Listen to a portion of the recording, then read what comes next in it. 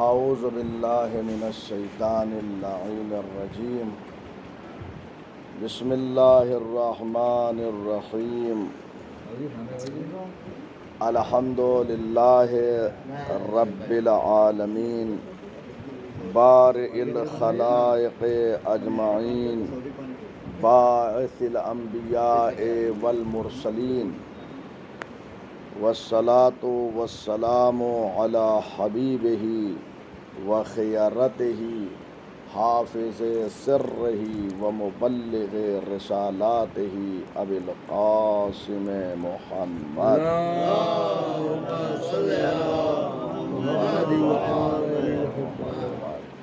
وآلہ الطیبین الطاہرین المعصومین المظلومین لا سیما بقیت اللہ فی الارضین روحی وارواح العالمین لتراب مقدمہ الفداء واللعن الدائم علی اعدائہم اجمعین من یومنا هذا الى قیام یوم الدین اما بعد فقد قال علی علیہ السلام خالط الناس مخالطتا ان متم بکوا علیکم وان عشتم حنوا علیکم۔ کلمات قصار سے آج یہ حکمت نمبر 10 کو ہم پڑھ رہے ہیں، جس میں امام علی علیہ السلام ایک اہم اخلاقی نقطے کی طرف اشارہ فرما رہے ہیں، اور وہ یہ ہے کہ لوگوں کے ساتھ اس طریقے سے مل جل کے رہو کہ اگر تم مر جاؤ تو تم پر لوگ گریہ کریں، اور اگر زندہ رہو تو لوگ تمہارے دیدار کے، تمہیں دیکھنے کے مشتاق رہیں۔ اور فرما رہے ہیں یہ دو جملہ ہے، حیات اور موت کی جو گفتگو ہوئی ہے، ہم ایسے زندگی گزاریں لوگوں کے درمیان، یہ معاشرے میں، کلچر میں، سوسائٹی میں، کہ جب تک ہم اس دنیا میں رہیں تو لوگ یہ چاہیں کہ ہماری ملاقات ان سے ہو جائے، اور مر جائیں تو تم پر گریہ کریں۔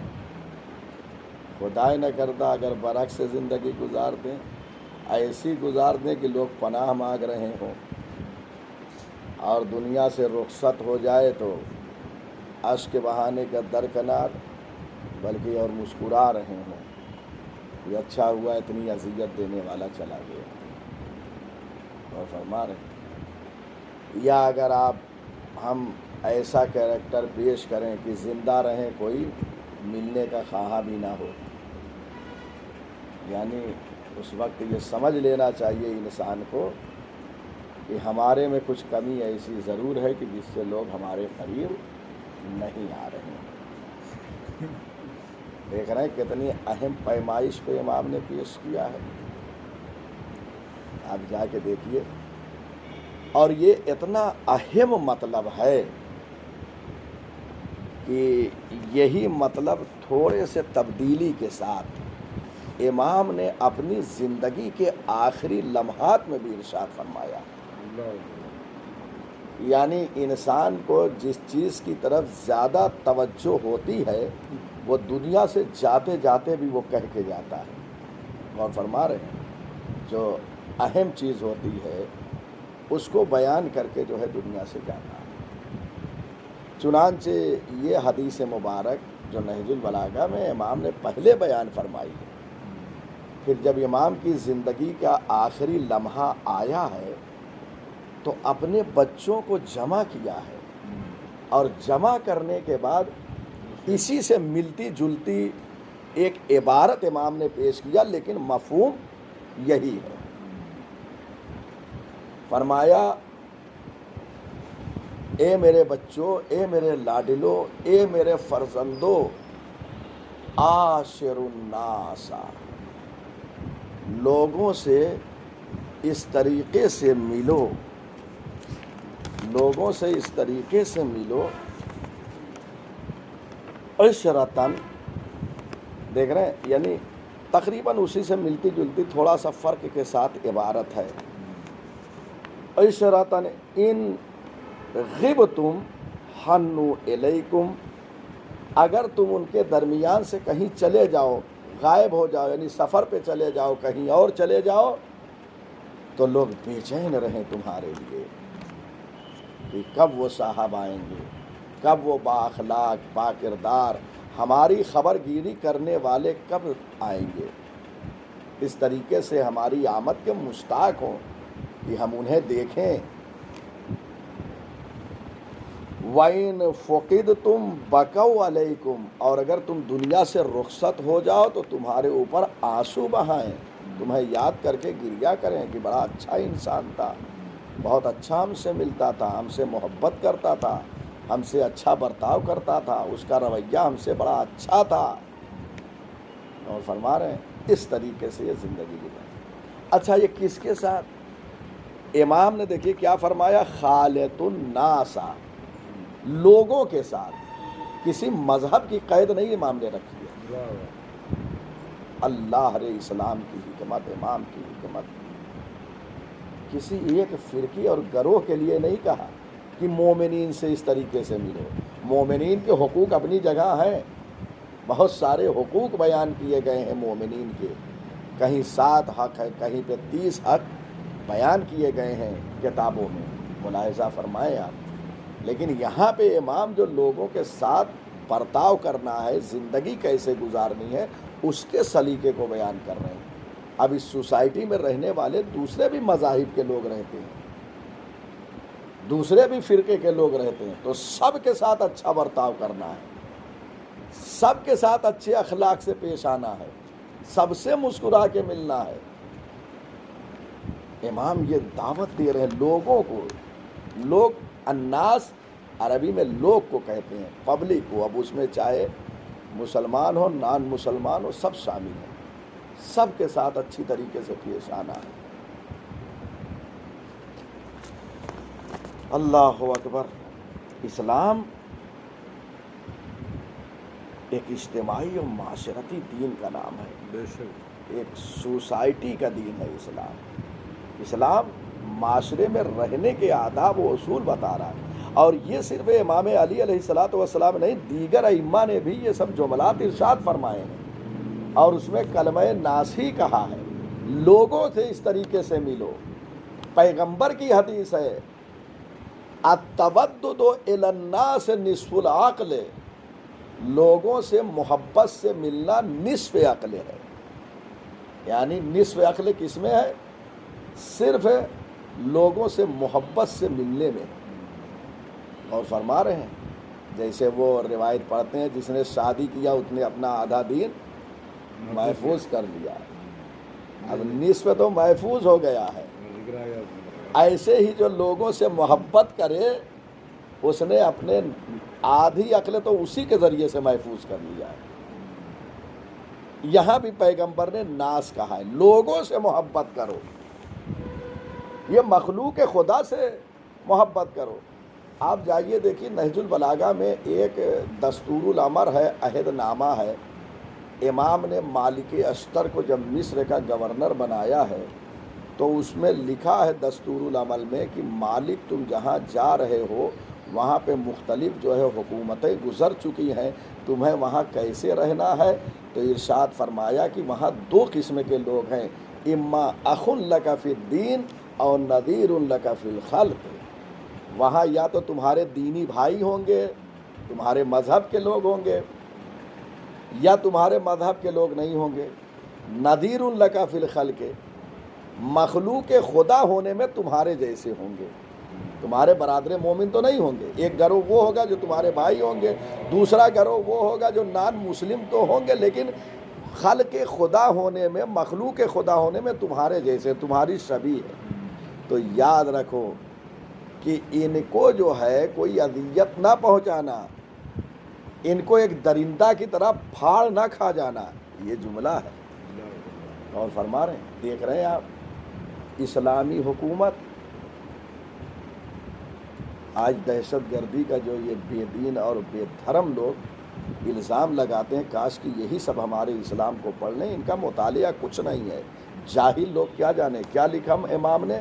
اسلام کی حکومت کا نظام یہ ہے کہ مسلمان ہو ان کا بھی احترام کرو، نان مسلم جو ہے وہ تمہارے جیسے ہیں خلق خدا ہونے میں، اللہ کی مخلوق ہونے میں، انہیں بھی کوئی اذیت نہ پہنچے، ان پر حملہ آور نہ ہو جانا، ان کے حقوق کی رعایت کرنا، یہ کس نے بتایا ہے؟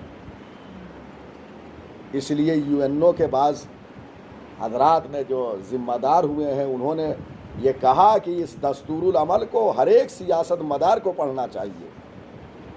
جاہل جب حکومت کرتا ہے تو کچھ نہیں جانتا ہے، ظالم ہو جاتا ہے، پھر وہ جابر ہو جاتا ہے، انسانیت کا دشمن ہو جاتا ہے، جانور سے بھی بدتر ہو جاتا ہے۔ وہ کم سے کم جانور جو ہے اپنے صنف کا لحاظ رکھتے ہیں، لیکن اگر کسی کو قتل کرے، غارت کرے کوئی حاکم و ظالم و جابر، تو انسانوں سے بھی وہ گر گیا ہے۔ لہذا یہ ہمارے دین کا دستور ہے، ہمارے یہاں یہ حکومت کا طریقہ ہے۔ کاش کی دنیا اس دستور العمل کو پڑھے امام علی علیہ السلام کو۔ کس طریقے دیکھیں، ہر جگہ محبت لوگوں سے، اسلام کا پیغام، محبت سے پیش آؤ، اچھے برتاؤ کرو، کس سے؟ لوگوں سے، ہر ایک سے۔ کہاں ہے دنیا؟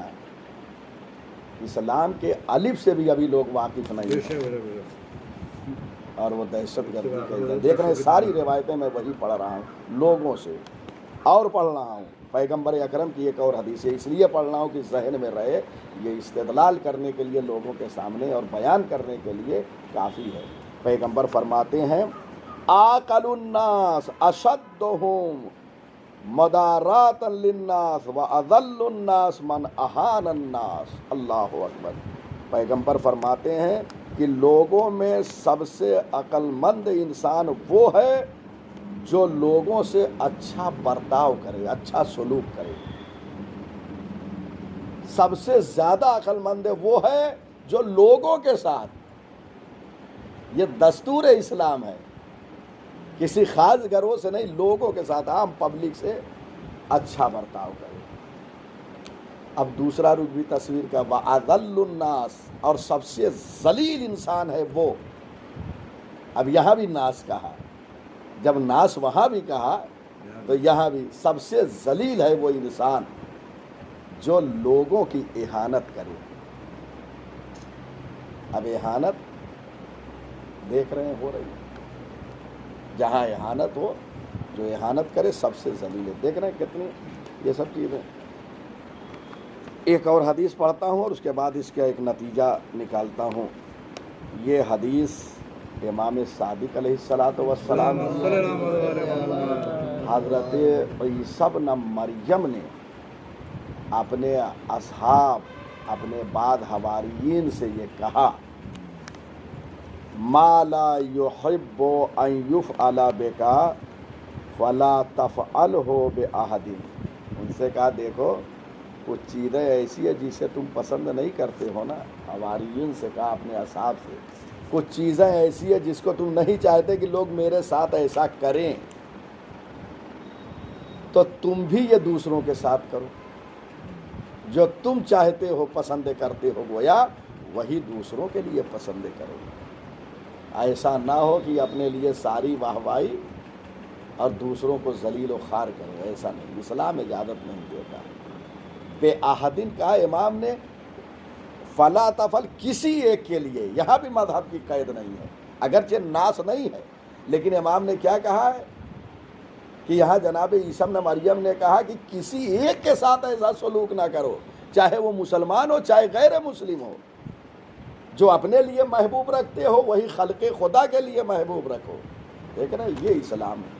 میں نے 3-4 روایتیں یہ پڑھی ہیں، بھری پڑھی ہے، بلکہ میں نے علماء اخلاق کو لکھتے ہوئے دیکھا ہے، اور جو خود میں نے روایتیں دیکھی ہے، آیات قرآنی کو جو میں نے خود مطالعہ کیا ہے، میں اس نتیجے تک پہنچا ہوں کہ اسلام نے جتنا اخلاقیات پہ زور دیا ہے، اخلاقیات پہ جتنی تاکید کیا ہے، کیریکٹر پہ جتنا زور دیا ہے، کسی اور چیز پہ اتنا زور نہیں دیا ہے جتنی حدیثیں اس سلسلے میں آئی ہیں۔ کہاں ہیں لوگ، کہاں اسلام کو سمجھے، کچھ بھی نہیں جانتی ہے، جاہل ہے،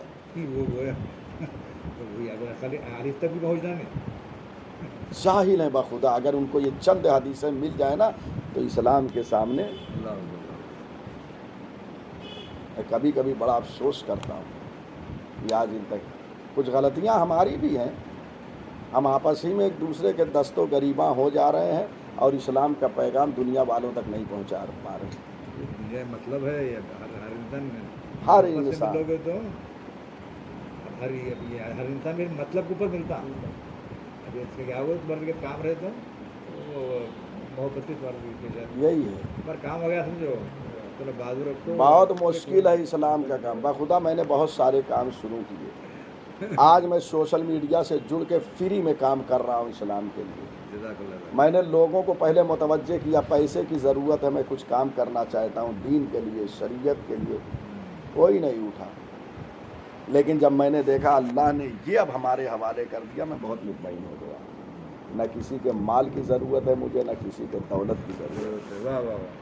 حالانکہ لوگ محبتوں میں آ کے بولے، ایک صاحب نے آن کر کہا ہے کہ قبلہ آپ کام کریے، ائمہ خدا علیہم السلام، اولیاء خدا، خاصان خدا کے بعد سب سے زیادہ آپ کو میں چاہتا ہوں، آپ بتائیے جو اسلام کا کام ہے میں حاضر ہوں۔ کہے کہ جو گئے اس کے بعد دوسری ملاقات بھی نہیں ہوئی۔ جزاک اللہ۔ یہ جملہ مجھ سے کہا جو کرنا چاہے میں ہر طریقے سے حاضر ہوں۔ یہ جملہ جس دن کہا اس کے بعد سے پھر دوسری ملاقات نہیں، بس زبان سے گئے بس۔ یہ ساری چیزیں لکلکے زبانی۔ اور ایسا نہیں، میں اتمام حجت بھی تمام کر چکا تھا لوگوں پر۔ اللہ نے کتنا بہترین یہ ذریعہ دیا۔ آج دیکھتے ہوں کہ میں نہج البلاغہ کے خلاصے کو جو یہاں درس ہوتا ہے اس کے مین پوائنٹس کو میں جو ہے سوشل میڈیا پہ میرے ساتھ کچھ افراد جڑے ہوئے ہیں، وہ کام کرتے ہیں، فوراً آ جاتا ہے۔ شاید مسعدی صاحب، ہمارے پرویز بھائی، چونکہ دونوں کے نمبر میرے پاس ہیں تو میں بھیج دیتا ہوں، ارسال کر دیتا ہوں۔ اور ابھی جو یہ ریکارڈ ہو رہی ہے، یہ میں کر رہا ہوں، یہ درس ہے، یہ انشاءاللہ ماہ رمضان کے مبارک کے بعد سارے سوشل میڈیا پہ آ جائیں گے یہ درس۔ لہٰذا اسلام کے لیے کام کریں، ان چیزوں کو رکھیے، حدیثوں کو وقت ضرورت جو ہے نان مسلموں کو ان حدیثوں کو سنا کے معنی بیان کریں۔ کبھی ایسا ہو ایک دو تین حدیث کو یہی لکھ کر اس کا تیلگو میں تھوڑا سا ترجمہ کر کے اور اس کو تھوڑا سا وضاحت کے ساتھ بیان کر دیں تاکہ معلوم ہو کہ اسلام کیا ہے۔ بہرحال یہ ساری روایتوں کا ماحصل ہے کہ لوگوں کے ساتھ اچھی طریقے سے ملاقات کرو، ان سے اچھا برتاؤ کرو، حسن سلوک کرو، اچھا اخلاق پیش کرو، تاکہ اگر تم اس دنیا میں زندہ رہو تو تمہارے دیدار کے مشتاق رہیں، خواہاں رہیں، اور اگر مر جاؤ تو تم پر گریاں کریں۔ ایسے بن کے رہو۔ اور صرف یہی نہیں ہوگا، اگر ایسا اخلاق پیش کریں گے تو یقین جانیے کہ نہ صرف کہ آپ کے دیدار کے لوگ مشتاق ہوں گے یا آپ پہ عشق بہائیں گے، بلکہ آپ کے دین سے بھی متاثر ہو جائیں گے، اسلام سے متاثر ہو جائیں گے۔ یہ ہمارا اخلاق صرف ہمارے تئیں نہیں رہ جائے گا کہ ہم سے لوگ محبت کریں، ہم کس مذہب پر ہیں، ہم کس دین پر ہیں، اس سے محبت کرنے لگیں گے۔ ممکن ہے بہت سارے افراد جو ہے اسلام کی طرف آ جائیں، یہ ممکن ہے۔ ایسے واقعات تاریخ میں گزرے ہیں۔ ایک مختصر سے واقعے کی طرف اشارہ کر رہا ہوں، تمام کر رہا ہوں گفتگو کو۔ امام علی علیہ السلام کوفے تشریف لے جا رہے تھے۔ ایک ان کا ساتھی جو ہے یہودی تھا، یعنی ساتھ میں چل رہا تھا، ہم سفر دوست ہو جاتے ہیں نا سفر میں۔ امام تشریف لے جا رہے ہیں کوفے کی طرف، وہ بھی امام کے ساتھ ہو گیا۔ اس نے پوچھا امام سے آپ کہاں تشریف لے جا رہے ہیں؟ امام نے فرمایا کہ میں کوفے جا رہا ہوں۔ اسے کہیں اور جانا تھا کوفے سے آگے۔ جب ایسا راستہ آیا کہ جہاں سے کوفے کا راستہ مڑنے والا تھا اور اس کا راستہ دوسری طرف تھا، تو امام کوفے کی طرف مڑے نہیں، اس کے ساتھ کچھ دور چلے گئے۔ تو یہودی کہنے لگا آپ کو تو کوفہ تشریف لے جانا تھا، آپ میرے ساتھ کیوں آ رہے؟ کوفے کا راستہ تو ادھر سے تھا۔ امام نے فرمایا صحیح کہہ رہے ہو، لیکن جب کوئی ہم سفر ہو جاتا ہے تو ہمارے نبی کا فرمان ہے۔ غور کیجئے امام کیا فرمان ہے، کیونکہ دین جو مشہور ہوا ہے کس کے ذریعے سے؟ پہلے نبی نے پہنچایا ہے۔ بے شک امام جو ہے محافظ دین و شریعت ہیں۔ امام نے کیا ایک بتایا کہ بزرگ کے کلام کے ذریعے سے اپنے کلام کو مستند کر لیا کرو۔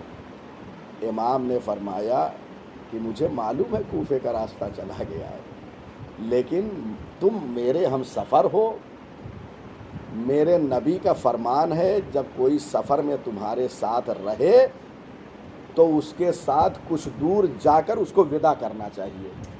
یہ چند قدم جو تمہارے ساتھ میں آ رہا ہوں تمہیں ودا کرنے کے لیے، تمہیں رخصت کرنے کے لیے، تم میرے ساتھی تھے، یہ ساتھی کا حق ہو گیا میری گردن پہ جو کوفے کے راستے پہ نہ جا کر میں تمہارے ساتھ آ رہا ہوں۔ بس یہودی یہیں پر متوجہ ہو گیا، پڑھا لکھا تھا، جاہل اکڑے رہتے ہیں، بے شک وہ نہیں سمجھتے ہیں۔ جاہل جو ہوتے ہیں اور جو انصاف پر، ایک دیکھیے جاہل ہوتا ہے کسی مذہب کا وہ اکڑ جاتا ہے، لیکن جو پڑھا لکھا ہوتا ہے جس مذہب کا ہوتا ہے وہ باتوں پہ توجہ کرتا ہے۔ بے شک یہودی فوراً متوجہ ہوا، کہا واقعی یہ آپ کے نبی کا فرمان ہے کہ اگر کوئی ہم سفر ہو جائے تو اس کو ودا کرنے کے لیے کچھ دور جانا چاہیے؟ کہا ہاں۔ کہا پھر مجھے یہ کلمہ اسلام پڑھا دیجیے۔ یہ اخلاق جو امام نے بہترین اس کے ساتھ پیش کیا، امام کے اخلاق کا یہ نتیجہ ہوا کہ وہ گرویدہ ہو گیا اسلام کا بے شک اور مسلمان ہو گیا۔ کیا اگر آج ہم اچھے اخلاق پیش کریں، صرف اس لیے نہیں کہ ہمارے دیدار کے مشتاق رہیں، وہ مشتاق تو رہیں، ایسا کردار پیش کرے کہ ہمارے دیدار کے بھی لوگ مشتاق رہیں اور ہمارے مذہب سے بھی لوگ متاثر ہو کر اسلام کو قبول کریں، ایسا اخلاق پیش کریں۔ وآخر دعوانا ان الحمدللہ رب العالمین۔